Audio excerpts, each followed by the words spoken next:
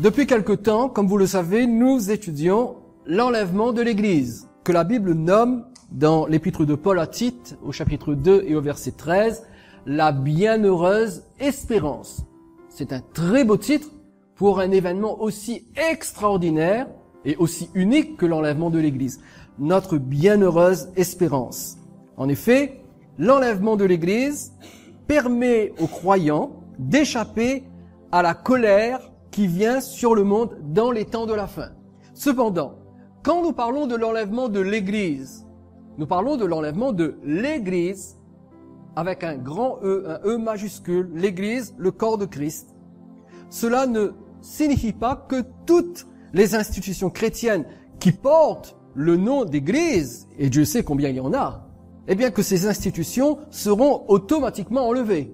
Il y a certaines conditions à remplir pour se qualifier en vue de l'enlèvement. Nous avons déjà identifié 2 conditions. Je vous les rappelle très rapidement. Première condition, pour être enlevé, il faut être un authentique enfant de Dieu, par le miracle de la nouvelle naissance. Quand nous naissons physiquement dans ce monde, nous ne sommes que des créatures de Dieu. Mais quand nous naissons de nouveau, quand nous naissons spirituellement, en acceptant Jésus-Christ comme notre Sauveur et notre Seigneur, nous devenons des enfants de Dieu. Donc il faut authentiquement être un enfant de Dieu et ne pas se contenter de porter le titre de chrétien, parce qu'aujourd'hui, je vous le rappelle, le titre de chrétien ne veut plus rien dire, parce qu'il sert davantage à désigner un membre d'une confession chrétienne plutôt qu'un véritable disciple de Jésus. Et un chrétien authentique, c'est un enfant de Dieu, c'est un disciple de Jésus. Donc la première condition pour participer à l'enlèvement, c'est d'être un enfant de Dieu.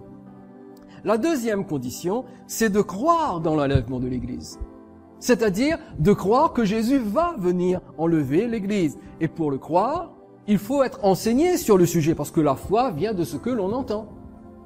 Donc croire dans l'enlèvement de l'Église en ayant été enseigné sur le sujet, et surtout attendre que le Seigneur revienne pour prendre ceux qui lui appartiennent et pour les amener dans la maison du Père. Hébreux chapitre 9 verset 28 dit que Christ ne revient que pour ceux qui l'attendent pour leur salut. En d'autres mots, les croyants qui ne savent pas que Jésus va revenir enlever l'Église, qui n'y croient pas parce qu'ils ne le savent pas, eh bien, ils ne participeront pas à l'enlèvement de l'Église. Voilà donc 2 conditions. Ce soir, nous allons explorer les Écritures pour découvrir s'il existe d'autres conditions. Des conditions que nous devons absolument connaître et bien sûr observer si nous voulons être enlevés avec l'Église. Est-ce que vous voulez être enlevés? Alors écoutez attentivement.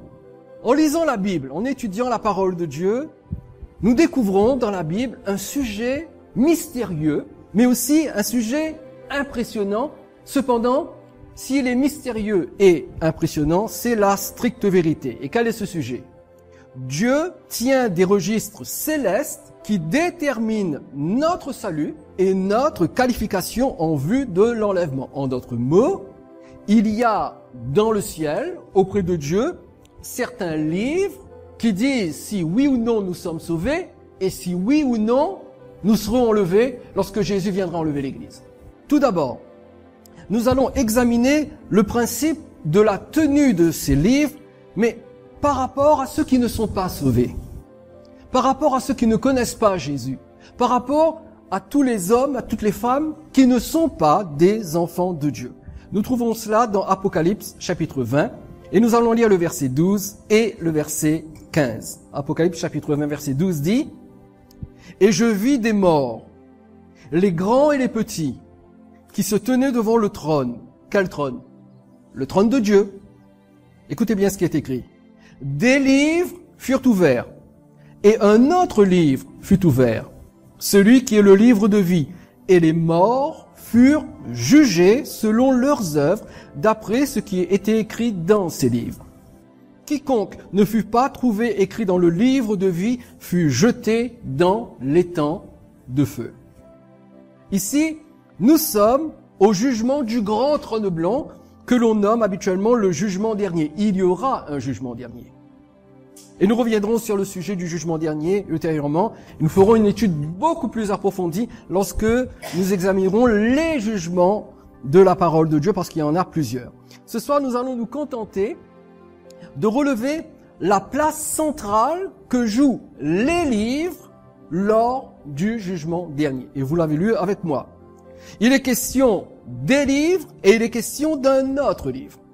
C'est écrit noir sur blanc.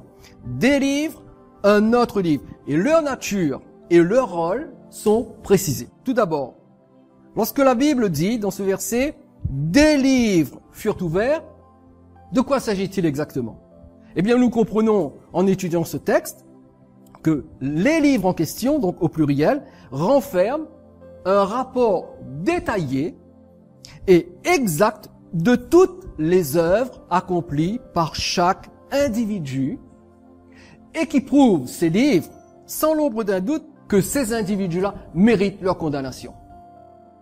Pourquoi est-ce que Dieu fait cela? Pourquoi est-ce que Dieu tient un registre où il y a un rapport détaillé des œuvres de tous les individus afin de pouvoir les envoyer dans les temps de feu? Eh bien parce que Dieu, mes amis, Dieu est un juste juge. C'est un juge, mais c'est un juste juge et Dieu tient à fournir les pièces à conviction pour appuyer sa sentence de condamnation envers les perdus. Deuxièmement, ce texte nous parle d'un autre livre. Il s'appelle le livre de vie. À quoi sert-il? Eh bien, le livre de vie, c'est le registre qui contient les noms de tous ceux qui sont sauvés. Et si quelqu'un, au jour du jugement dernier, prétendrait que, tout compte fait, il n'a pas été si mauvais que ça.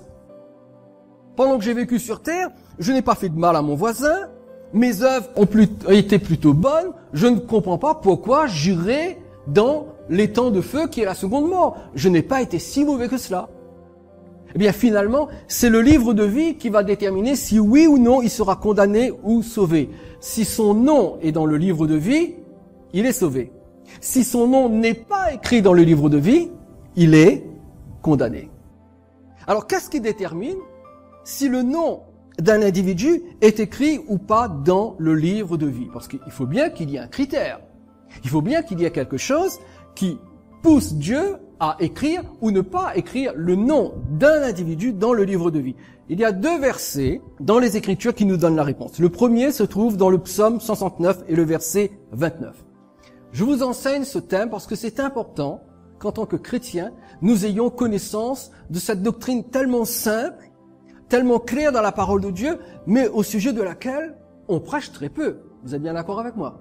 Alors il est important de le savoir. Le psaume 69, le verset 29, est le premier verset qui nous indique la raison pour laquelle certains individus, leurs noms ne sont pas écrits dans le livre de vie, donc ils sont condamnés. Qu'est-il écrit? Qu'ils soient effacés du livre de vie et qu'ils ne soient point inscrits avec les justes. Qu'est-ce que nous apprenons dans ce verset? Eh bien, nous apprenons que ce sont les justes dont les noms sont inscrits dans le livre de vie. En d'autres termes, si le nom d'un individu n'est pas écrit dans le livre de vie, qu'est-ce que cela signifie? Tout simplement qu'il n'est pas un juste. Or, nous savons que pour être juste, nous ne pouvons être déclarés justes que par notre foi dans la personne et l'œuvre expiatoire de Jésus. Romains chapitre 3, versets 21 à 24, vous pourrez lire ça chez vous. C'est lorsqu'on place sa foi dans ce que Jésus a fait à Golgotha que la Bible dit que Dieu nous déclare justes. Et au moment où je crois en Jésus et que je suis déclaré juste, mon nom est écrit dans le livre de vie et j'échappe à l'étang de feu et de soufre qui est la seconde mort. Mais regardez bien le second verset, Apocalypse chapitre 21, verset 27. Il est dit, « Il n'entrera chez elle rien de souillé, ni personne qui se livre à l'abomination et au mensonge. Il n'entrera que ceux qui sont écrits dans le livre de vie de l'agneau. » Ici, l'apôtre Jean parle de la Nouvelle Jérusalem. Lorsque nous ferons notre étude sur l'Apocalypse, je vous expliquerai ce que c'est que la Nouvelle Jérusalem. La Nouvelle Jérusalem qui est descendue du ciel et qui vient s'établir sur la terre. Et l'apôtre Jean dit que dans cette Nouvelle Jérusalem, ne pourront y entrer que ceux qui sont écrits dans le livre de vie de l'agneau. Et ici, nous découvrons que le livre de vie c'est le livre de vie de l'agneau. Ce n'est pas n'importe quel livre de vie, c'est le livre de vie de l'agneau, c'est-à-dire qui est l'agneau? Jésus-Christ.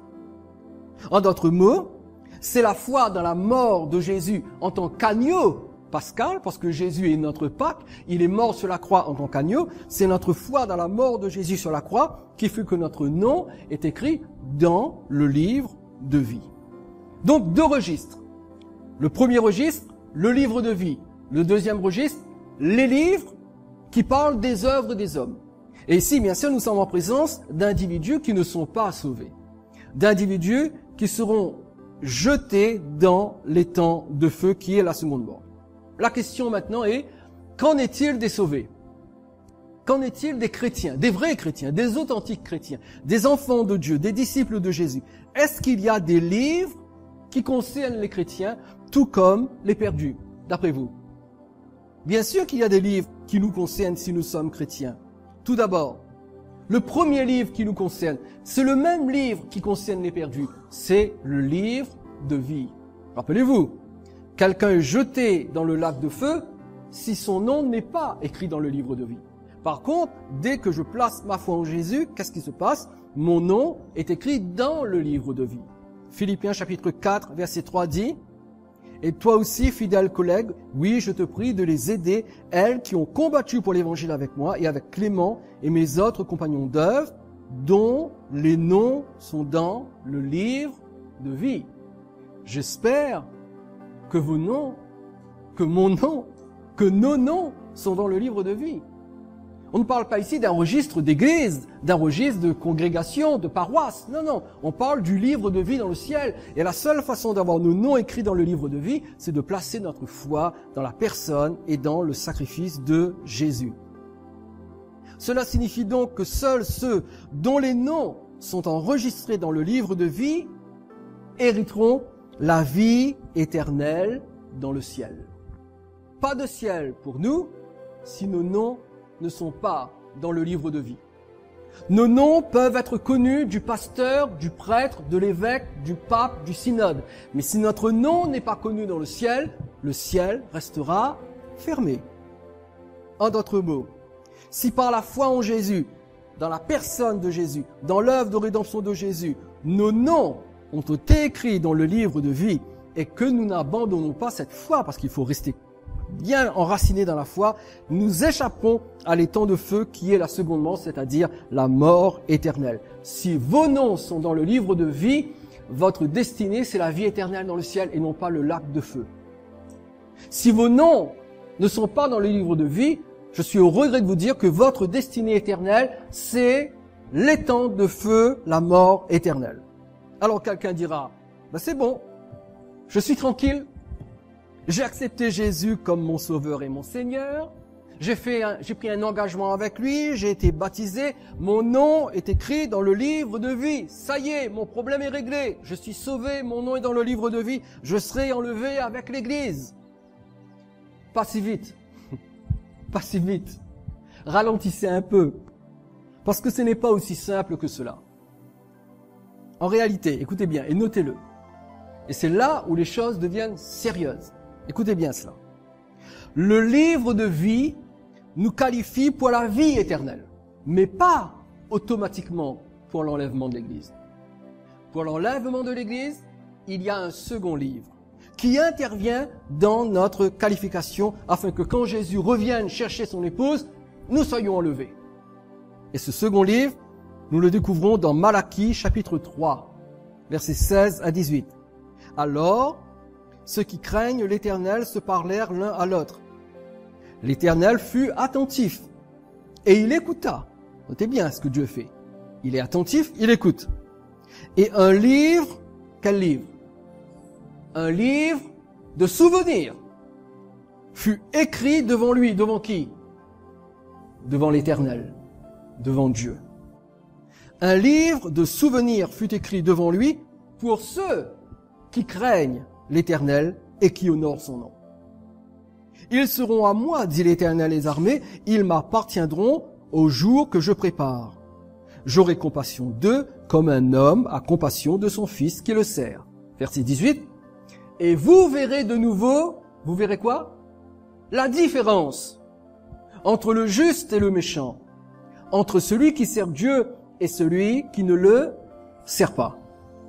Mes amis, le livre qui détermine notre participation à l'enlèvement de l'Église, c'est le livre du souvenir. Et en quoi consiste le livre du souvenir? Eh bien, le livre du souvenir, c'est le rapport détaillé de ce que nous avons fait pour Dieu. Vous vous souvenez? Les livres, au jour du jugement dernier, c'est le rapport détaillé et exact, parce que Dieu ne se trompe pas, le rapport détaillé et exact des œuvres que tout individu aura accomplies pendant sa vie terrestre. Eh bien, le livre de souvenirs, c'est le rapport détaillé de tout ce que vous et moi, en tant que chrétiens, nous avons fait depuis que nous avons donné notre vie à Jésus. Et ce texte que nous venons de lire est capital dans notre étude sur l'enlèvement de l'Église. Nous y apprenons plusieurs choses, des choses que on ignore habituellement, mais il est temps de parvenir à la connaissance des choses exactes de la parole de Dieu. Il y a trop de flou dans la connaissance doctrinale chez les chrétiens. Il y a trop de flou dans la foi des croyants.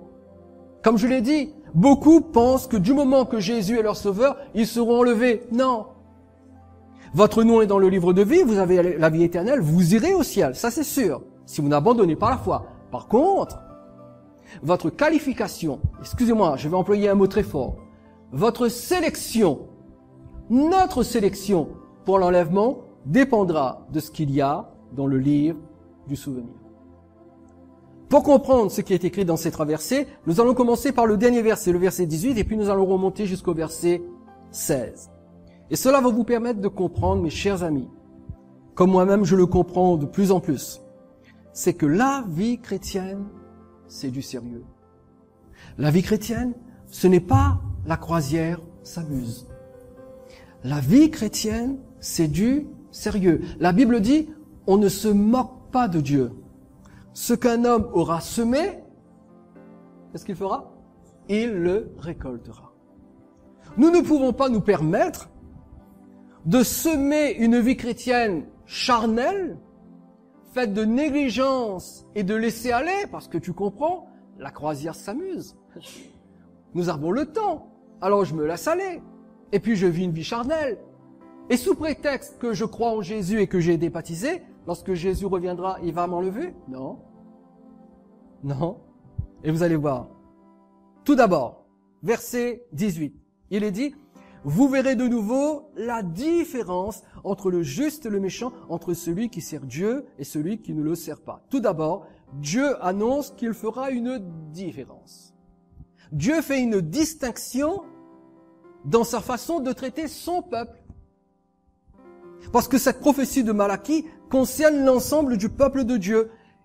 Il n'agit pas de la même façon pour tout le monde dans l'Église. Je n'entrerai pas dans les détails ce soir parce que ce sera le sujet d'un autre enseignement qui va venir bientôt. Mais sachez que globalement, l'Église se divise en deux groupes. Comprenez-moi bien. Il n'y a pas deux églises. Il y a une seule Église. Mais l'Église se divise en deux groupes que la Bible nomme les spirituels et les charnels. Jésus, de son côté, Jésus parle des vierges folles et des vierges sages. Tous des vierges. 10 vierges. Mais 5 sont sages, 5 sont folles. Et au sein de l'Église, peuple de Dieu, il y a deux groupes. Les charnels, les spirituels, les sages, les folles. Et ici, il est question de la différence entre le juste et le méchant. Quand on lit le mot méchant, on aurait tendance à croire qu'il est question d'individus non convertis. Non, non, il est question de gens sauvés, mais que la Bible nomme méchants. Pourquoi? Qui sont-ils exactement? Eh bien, la suite du verset précise, entre celui qui sert Dieu et celui qui ne le sert pas. Quels sont ceux qui sont censés servir Dieu? Les gens du monde? Non. Qui? Les gens du peuple de Dieu, de l'Église. Et Dieu dit, je vais faire la différence, et vous verrez la différence entre celui qui sert Dieu et celui qui ne sert pas Dieu. Le verbe servir ici en hébreu désigne celui qui se soumet et qui travaille. celui qui se soumet et qui travaille. Êtes-vous soumis à Jésus comme Sauveur et Seigneur? Je pense que oui, sinon vous ne seriez pas chrétien. Mais la deuxième question, elle est un peu plus difficile à répondre et je vous demanderai de ne pas répondre. Est-ce que vous travaillez pour lui? Parce que se soumettre et travailler sont deux choses différentes. Je connais beaucoup de chrétiens qui sont soumis, mais qui ne travaillent pas. Et je vais vous le dire sans détour. Excusez-moi, nous n'avons pas le temps de tourner autour du pot. Les qualifiés pour l'enlèvement, ce sont ceux qui servent Dieu avec soumission. Alors vous allez me dire, mais là, vous êtes en train de transformer l'évangile. Votre évangile devient un évangile d'œuvre. Non, non, non. Nous ne parlons pas du salut, nous parlons de l'enlèvement. Le salut, il est acquis par la grâce. Nos noms sont dans le livre de vie si nous avons placé notre foi en Jésus. Ici, nous parlons de l'enlèvement. Écoutez bien ce que je vais vous dire. J'y reviendrai plus tard. L'enlèvement est une récompense du Seigneur pour ceux qui sont fidèles. Écoutez bien. Dans l'enlèvement, Jésus vient chercher son épouse. Dans l'enlèvement, Jésus agit comme un sélectionneur. Il y a une sélection de la part du Seigneur. Et nous sommes choqués d'entendre cela parce qu'on nous a trop bercés par un évangile frelaté, nous faisant croire que du moment que nous sommes à Jésus, ça y est, l'enlèvement c'est pour nous. Non, tout dépend de ce qu'il y a dans le livre du souvenir. Les qualifiés pour l'enlèvement, ce sont ceux qui servent Dieu avec soumission et qui sont sélectionnés. Il y a une grande différence entre servir Dieu et se servir de Dieu pour son profit personnel. Regardez ce que Jésus dit de ceux et de celles qui servent Dieu dans Matthieu chapitre 24, versets 45 à 47. Matthieu 24. Il dit, et c'est Jésus qui parle, quel est donc qu'est-il écrit?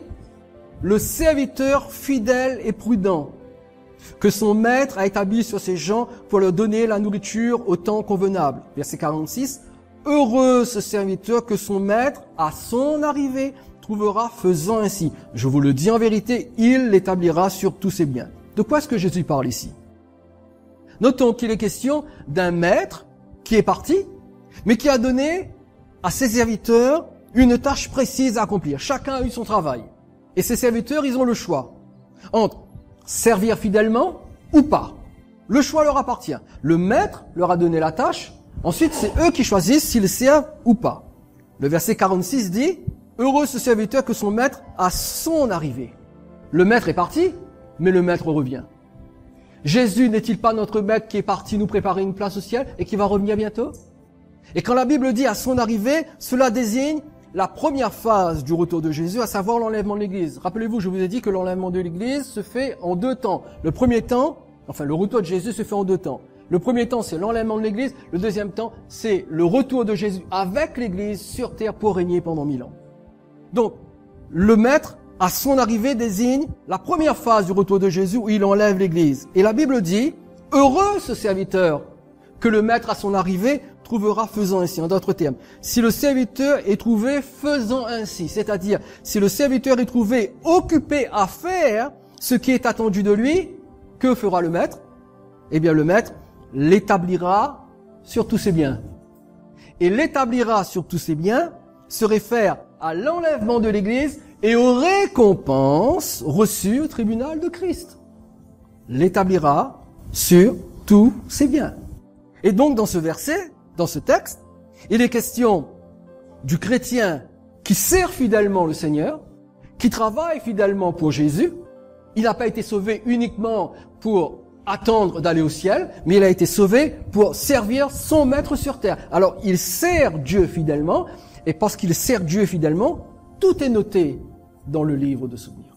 Si bien que lorsque Jésus revient pour enlever son Église, il va sélectionner ceux qu'il va enlever, et ceux qu'il va sélectionner, ce sont ceux qui servent Dieu. Mais alors, qu'en est-il du serviteur qui n'est pas fidèle dans le service de Dieu? Qu'en est-il du chrétien qui vit une vie chrétienne, content, il va à l'église, il a sa petite Bible qu'il lit, il est content, il va à l'église, il est bien content. Moi je vais à l'église, je suis un chrétien, mon nom est écrit dans le livre de vie, je suis sauvé. Mais il ne sert pas Dieu. Il ne sert pas Dieu. Il n'est pas fidèle. Qu'est-ce qui va lui arriver? Eh bien Jésus en parle, toujours dans le même chapitre 24 de Matthieu, au verset 51. Et regardez bien ce texte, et je vais vous l'expliquer. Verset 51. Il le mettra en pièces et il lui fera partager le sort des hypocrites. C'est là qu'il y aura des pleurs et des grincements de dents.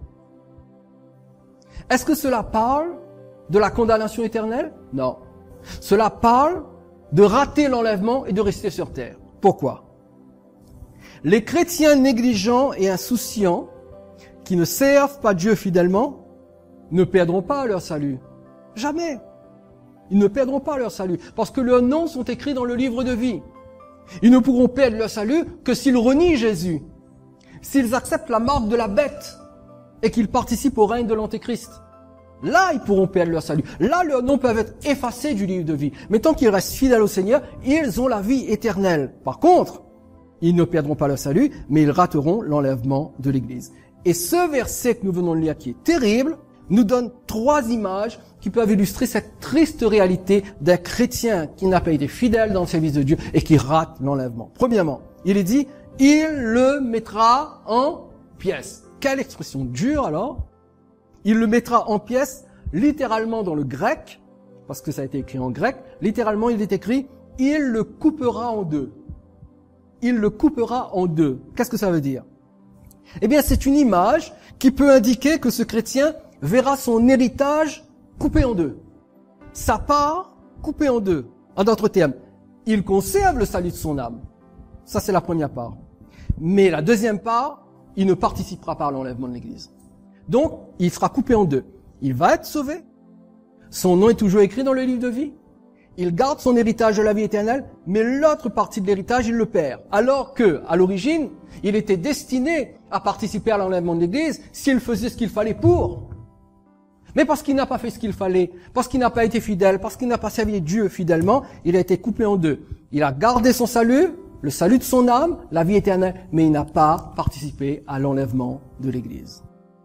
Et que devra-t-il faire? Parce qu'il n'a pas été enlevé avec l'Église, il devra prouver sa fidélité, parce que justement, il n'avait pas prouvé sa fidélité. C'est pour cela qu'il n'a pas été enlevé. C'est parce qu'il n'a pas prouvé sa fidélité. Et restant sur terre, il devra prouver sa fidélité en surmontant les années de tribulation qui suivront l'enlèvement. Deuxièmement, il lui fera partager le sort des hypocrites. Le mot hypocrite ici désigne les acteurs de théâtre. Parce que voyez-vous, à l'époque, lorsqu'il y avait une pièce de théâtre, les acteurs portaient des masques pour jouer un rôle. Donc, celui qui était triste, il avait le masque de la tristesse. Celui qui était joyeux, il avait un masque avec un grand sourire dentifrice. Et donc, tous les acteurs portaient des masques. Et le mot hypocrite veut dire celui qui porte un masque. Ça désigne bien un hypocrite. C'est-à-dire, il vous montre un visage, mais il n'est pas comme cela. Et le chrétien infidèle dans le service de Dieu partagera le sort des faux chrétiens. Les faux chrétiens ne seront pas enlevés, eh bien, le chrétien qui n'a pas été fidèle, lui aussi ne sera pas enlevé, quand bien même son nom est dans le livre de vie. Il partagera le sort des hypocrites. Non pas qu'il sera perdu comme eux, mais il partagera leur sort, c'est-à-dire qu'il restera sur terre. Et enfin, c'est là qu'il y aura des pleurs et des grincements de dents. Et cette expression ne désigne pas la perdition éternelle, obligatoirement, même si dans d'autres passages, elle le désigne, mais cette expression désigne plutôt le regret et la colère d'avoir raté quelque chose dont on avait été prévenu. Des pleurs et des grincements de dents. Dans l'Église, d'une manière générale, si les gens lisent l'Évangile, ils savent, et vous le savez, que Jésus va venir enlever l'Église. Vrai, pas vrai? En tout cas, vous devenez responsable. Depuis quelques jours, vous êtes responsable, vous avez cette connaissance. Mais si vous avez été prévenu que Jésus vient enlever l'Église, mais que vous êtes négligent, lorsque vous resterez sur terre, vous allez vous rendre compte que vous avez raté quelque chose que vous saviez qui allait arriver. Alors qu'est-ce qui va se passer? Vous aurez des regrets et de la colère. Vous regretterez de n'avoir pas été fidèle et vous serez en colère contre vous, éventuellement contre Dieu. Mais comment pouvez-vous être en colère contre Dieu? Parce que c'est par votre négligence que vous avez raté l'enlèvement. Et vous éprouverez donc des sentiments de regret et de colère. Le fait que ce sont ceux qui servent fidèlement le Seigneur qui seront enlevés, parce que ça peut vous paraître étrange, mais c'est confirmé par Jésus lui-même. Que dit Jésus dans Jean chapitre 12, verset 26? Jean 12, 26, Jésus dit, « Si quelqu'un me sert, qu'il me suive. Là où je suis, là aussi sera mon serviteur. Si quelqu'un me sert, le Père l'honorera. » Si Jésus revient, et si Jésus nous attend sur les nuées, eh bien, ces serviteurs que nous sommes, Nous irons à sa rencontre pour être là où il est, parce qu'il a dit, là où je suis, là aussi sera qui? Mon serviteur. Il n'est pas dit, là aussi sera celui qui croit en moi. Là aussi sera celui qui va à l'église. Non. Là où je suis, là aussi sera mon serviteur. Et le mot serviteur ici, c'est un mot très fort. C'est le mot grec doulos, D-O-U-L-O-S, qui veut dire esclave. Un esclave, un doulos, c'est quelqu'un qui n'a plus aucun droit. Il a remis sa vie entière entre les mains de son maître et son maître a tous les droits sur lui. Le doulos de Jésus. Jésus dit, là où je suis, là aussi sera mon doulos. Là aussi sera mon esclave, mon serviteur. Examinons notre vie, mes chers amis, pour déterminer si oui ou non nous servons fidèlement celui qui nous a sauvés, celui qui n'a pas hésité à prendre une forme de serviteur pour venir mourir à la croix. Et s'il nous a sauvés, c'est pour que vous et moi, nous le servions. Trop de chrétiens croient que le serviteur de Dieu, c'est uniquement le prédicateur. C'est faux. Tout chrétien est serviteur de Dieu. Vous avez quelque chose à faire pour Dieu. Est-ce que vous le faites? Parce que là où je suis, là aussi sera mon serviteur. Je vous le dis à vous, est-ce que vous êtes en train de servir Dieu ou bien est-ce que vous vous servez juste de Dieu et de l'évangile pour votre petit confort personnel? Venir à l'église, écouter la parole de Dieu, chanter, prier, c'est servir Dieu. Donner son offrande, c'est servir Dieu. Tout ce que nous avons, tout ce que nous sommes, toutes nos capacités doivent être données au Seigneur. Vous comprenez? Je ne suis pas en train de vous dire qu'il faut être fou et faire n'importe quoi. Attendez. Il faut être responsable. D'accord? Vous avez le droit d'avoir une assurance vie, un compte épargne, d'être riche, d'avoir de l'argent. Mais apprenez à donner ce que vous avez et ce que vous êtes à l'œuvre de Dieu, au Seigneur. Vous êtes à son service. Vous savez, quelquefois, on veut faire des choses extraordinaires alors que nous ne sommes même pas fidèles dans les petites choses ordinaires. Donc, soyons fidèles dans le service de Dieu. Le témoignage. Est-ce que vous témoignez de votre foi autour de vous? Est-ce que vous parlez de votre Seigneur autour de vous? Est-ce que vous faites ce que vous voulez, ce que vous devriez faire pour amener de nouvelles personnes au salut, au moins de les inviter à venir à l'église? Ça fait partie du service de Dieu. Nous devons nous appliquer à servir Dieu. Posez-vous la question, est-ce que je suis fidèle dans le service de Dieu? Est-ce que je sers fidèlement Dieu? Quelquefois, nous avons une responsabilité dans l'église. Et puis, on se lasse. Un jour, on vient, un jour, on vient pas. 2 semaines, on vient, 2 semaines, on vient pas. On est fatigué. Ça a des incidences sur l'enlèvement de l'église. Parce que tout est écrit dans le livre du souvenir. Ce que je suis en train de vous dire, mes chers amis, c'est que si Jésus est notre maître, il est notre maître. Moi, je ne suis pas votre maître. Vous comprenez cela? Je ne suis pas votre sauveur. Je n'ai absolument aucune autorité sur vous. Je ne suis pas votre couverture spirituelle pour la bonne raison que ça n'existe pas de couverture spirituelle. Nous appartenons à Jésus, point à la ligne. Mais Jésus nous demandera des comptes. Regardez le verset 17 maintenant avec moi. Ils seront à moi, dit l'Éternel des armées. Ils m'appartiendront au jour que je prépare. J'aurai compassion d'eux, comme un homme a compassion de son fils. De son fils quoi? Qui le sert. Là encore, il y a la notion de service. Dieu dit que certains chrétiens, c'est-à-dire ses fils qui le servent, uniquement eux, ses fils et ses filles qui le servent, eh bien Dieu dit qu'ils lui appartiendront au jour qu'il prépare. Quel jour Dieu prépare-t-il? Cela signifie que Dieu réserve des croyants pour un jour spécial. Et nous avons déjà dit que des expressions comme « jour de l'Éternel »,« jour du Seigneur », eh bien, cela signifie quelque chose de bien précis. Il s'agit du jour de la colère et du jugement de Dieu. Ézéchiel chapitre 30 verset 3 dit « Car le jour approche, le jour de l'Éternel approche, jour ténébreux, ce sera le temps des nations. » Ésaïe chapitre 13 verset 9 dit « Voici le jour de l'Éternel arrive, jour cruel, jour de colère et d'ardente fureur qui réduira la terre en solitude et en exterminera les pécheurs. » Donc il y a un jour de jugement qui vient. Il y a un jour de colère de Dieu qui vient. Mais Dieu dit, par compassion pour ses fils qui le servent, il dit, ils m'appartiendront au jour où je prépare. C'est-à-dire, par compassion pour ses serviteurs, Jésus les prendra avec lui afin qu'ils ne subissent pas la colère à venir. La question à laquelle nous devons répondre est, pourquoi certains chrétiens servent Dieu alors que d'autres ne le servent pas? C'est ça la question. Parce que nous comprenons que ce sont ceux qui sont totalement donnés à Dieu et qui servent Dieu fidèlement qui seront sélectionnés pour l'enlèvement. Alors qu'est-ce qui fait que certains servent et certains ne servent pas? Cela nous amène à notre premier verset, le verset 16. Parce que ces 3 versets ont une continuité dans le développement de la pensée. Verset 16. Alors ceux qui craignent l'Éternel se parlèrent l'un à l'autre. L'Éternel fut attentif et il écouta. Un livre de souvenirs fut écrit devant lui pour ceux qui craignent l'Éternel et qui honorent son nom. Les serviteurs de Dieu, ce sont ceux qui craignent l'Éternel et qui honorent son nom. Cela parle de ceux qui ont peur de Dieu. Je vous l'ai dit mercredi soir. Nous devons avoir peur de Dieu. Dieu n'est pas notre ami. Arrêtons de croire ces âneries véhiculées par ces prédicateurs à l'eau de rose qui disent que Dieu est notre ami. Dieu n'est pas notre ami. Dieu est notre créateur. Dieu est notre roi. Dieu est notre Seigneur. Dieu est notre Père. Dieu est notre juge. Mais il n'est pas notre ami. Et il attend de notre part que nous ayons peur de lui. Donc, ce sont ceux qui craignent Dieu et qui honorent son nom. Ce sont ceux qui ont peur de Dieu et qui le servent dans un esprit de soumission. Eux seulement, qui sont au service de Dieu et qui sont sélectionnés pour l'enlèvement. Dieu est attentif et Dieu met par écrit tout ce qu'ils font et tout ce qu'ils disent dans un livre de souvenirs.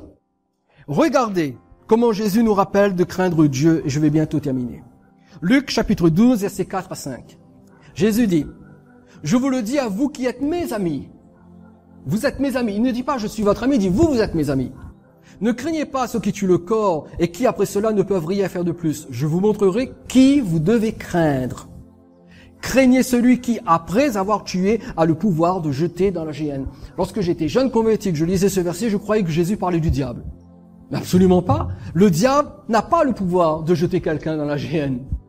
Le seul qui a le pouvoir de jeter dans la géhenne, c'est Dieu. Oui, je vous le dis, c'est lui que vous devez craindre. Et ici, Jésus se réfère à Dieu. Jésus dit, je vous le dis à vous, mes amis, si nous sommes les amis de Jésus, cela ne nous dispense pas de craindre Dieu. Si nous résumons ce que nous venons de dire, nous découvrons deux autres conditions. En plus de la nouvelle naissance et en plus de croire de l'enlèvement de l'Église, il y a une troisième condition, craindre Dieu. Quatrième condition, servir Dieu. Naître de nouveau, attendre que Jésus vienne nous enlever, craindre Dieu, servir Dieu. Et s'il y a une vérité qui devrait nous interpeller, c'est celle-ci. Le Seigneur place la barre beaucoup plus haute que les églises chrétiennes veulent bien nous faire croire. Tu es chrétien, reste dans ton église, reste dans ta petite paroisse, sois cool, il n'y a pas de problème, tu es un chrétien, tout ira bien. Non, non, non, non. La Bible dit le contraire. Tu es chrétien, ton nom est dans le livre de vie, c'est bien, mais il y a aussi le livre du souvenir. Être un chrétien converti et baptisé ne suffit pas pour être enlevé. Ça ne suffit pas. Nous devons servir Dieu avec crainte pour être qualifiés en vue de l'enlèvement. Et souvenons-nous que nos bonnes intentions, que nos belles déclarations ne seront pas non plus suffisantes. Il ne s'agit pas simplement d'avoir l'intention et de le déclarer. Il faut que ce soit vrai. Dieu écrit dans un livre de souvenirs tout ce que nous faisons et tout ce que nous disons. Et c'est cela qui va déterminer notre participation ou non à l'enlèvement. Personnellement, j'aurais aimé que ce soit différent. Moi, j'aurais aimé qu'avoir mon nom écrit dans le livre de vie, régler la question. Eh bien, en étudiant la parole de Dieu, je me rends compte que c'est pas du tout cela. Chrétien, chrétienne, il est temps de se réveiller. Cessons de croire que Jésus enlèvera des chrétiens tièdes et faibles qui n'auront vécu que pour eux-mêmes et pour leurs ambitions personnelles. Jésus revient pour ses serviteurs. Jésus revient pour ses doulos. Jésus revient pour ses esclaves. Et c'est lorsque nous comprenons cette vérité que nous saisissons mieux les passages que nous allons lire pour terminer. Romains 12, 11 dit « Ayez du zèle et non de la paresse. Soyez fervents d'esprit. Servez le Seigneur. » Voilà un verset que vous devriez écrire et coller sur votre frigo. 2017 commence, qu'est-ce que vous allez faire? Moi, je vous propose d'avoir du zèle, d'être fervent d'esprit et de servir le Seigneur. Et enfin, Hébreux chapitre 6, versets 10 à 12 nous dit « Car Dieu n'est pas injuste pour oublier quoi? Votre travail et l'amour que vous avez montré pour son nom, ayant rendu et rendant encore des quoi? Service. Quelqu'un qui rend service est un serviteur au sein. Nous désirons que chacun de vous montre le même quoi? Zèle, pour conserver jusqu'à la fin une pleine espérance. Quelle espérance? Que Jésus viendra enlever son Église. en sorte que vous ne vous relâchiez point et que vous imitiez ceux qui par la foi et la persévérance héritent des promesses. Écoutez bien, l'enlèvement de l'Église est une promesse. Et nous pouvons hériter cette promesse en faisant deux choses, la foi et la persévérance. C'est par la foi et par la persévérance que nous allons hériter de la promesse de l'enlèvement de l'Église. Et j'aimerais terminer en vous disant ceci, verset 10. « Car Dieu n'est pas injuste pour oublier votre travail et l'amour que vous avez montré pour votre saint. » Avez-vous remarqué que le travail vient avant l'amour?